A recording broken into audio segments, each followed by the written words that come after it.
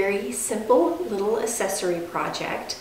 I had in my stash some vintage little belt buckles, and I was thinking about how I'd like some of the elastic belts that you see. They're just a big piece of elastic on a cute buckle, and so I went searching and I got a great find from an Etsy shop. I'll tell you the information in the description, but let me show you what I found to go with some of my buckles I already had and some that I bought from them. All right, these all came from Pacific Trimming, all but the ones that I had, on Etsy, and if you look them up, it is Pacific Trimming, but one word, so just take out the space and you found it. So these are the elastics that I found. I'm gonna just open these up so you can see. How cute are these? So this is a black ruffle, nice wide one. This one is a metallic silver. Look at this metallic gold. Navy with a little white band. And then look at this great neon rainbow. I bought extra of this. I just thought this was adorable. I love it. And then this one looks like a braided trim, but it's an elastic. So for the buckles I already had, I have these two very fun retro buckles. Look at those. So I thought, well, I'm going to probably use these two with it. I think I might do those together and these together. I think that's gonna look so cute. And then, so here's one set. Here's a set, here's a set.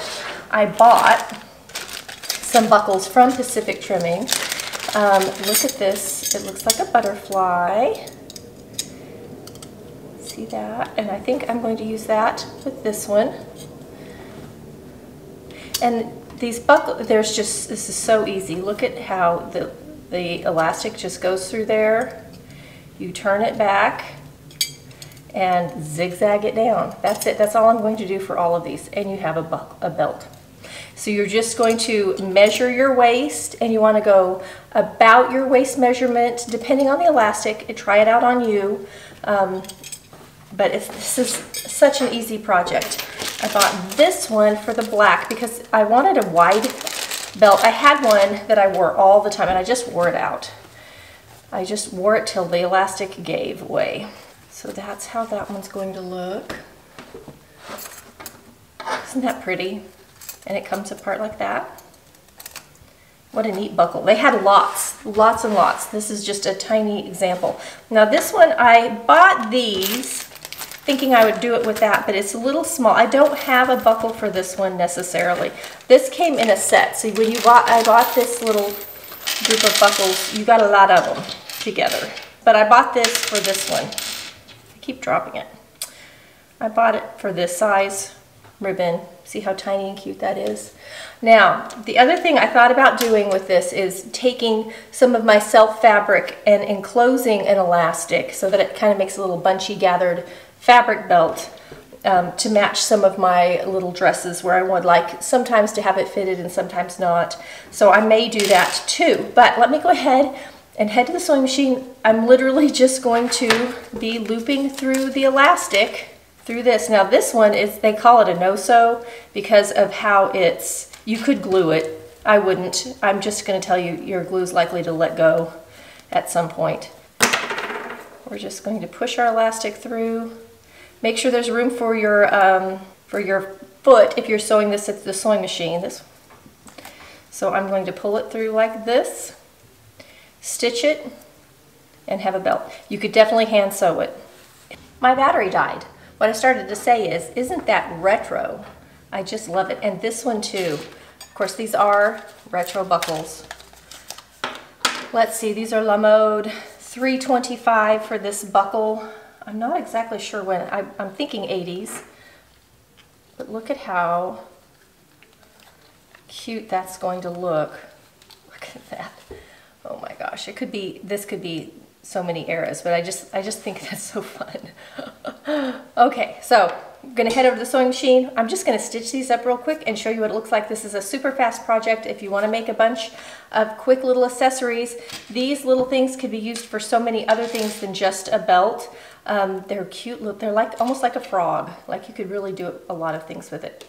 Let's see how cute and tiny that is. That's all how it looks. All right, I'm gonna go sew up a few belts and show you what they look like. Here's my tiny little zigzag. This is how it looks under the machine. You can see how much is folded back, so I'm kind of just getting that edge as I come down. And you just want to make sure that there's room for your foot, your needle, the bar that you want to miss that's on the buckle part. And we're just going to stitch down zigzag, flip this around, do the same thing to the other side. The elastics always have a right and a wrong, or almost always. You can see this is the wrong side, this is the right. Simple, simple. I ordered a yard of each of these. When I measured, I needed less than a yard to do my waist, but once I fold over an inch or more at each side, it's almost perfect for a yard for me.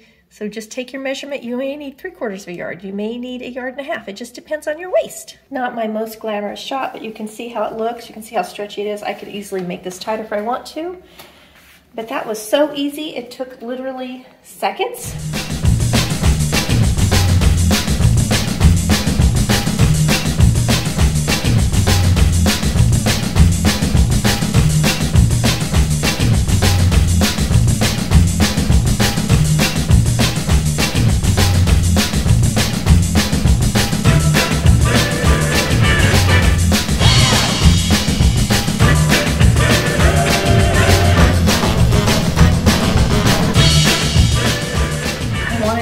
The belts out for you so you could kind of see. I bought 1 yard of each one, but I didn't use 1 yard of each. If you look, if I line these all up along the side here, I'm going to line them up so you can see that this one in particular, see how much shorter it is? This was such stretchy elastic that I didn't need the yard.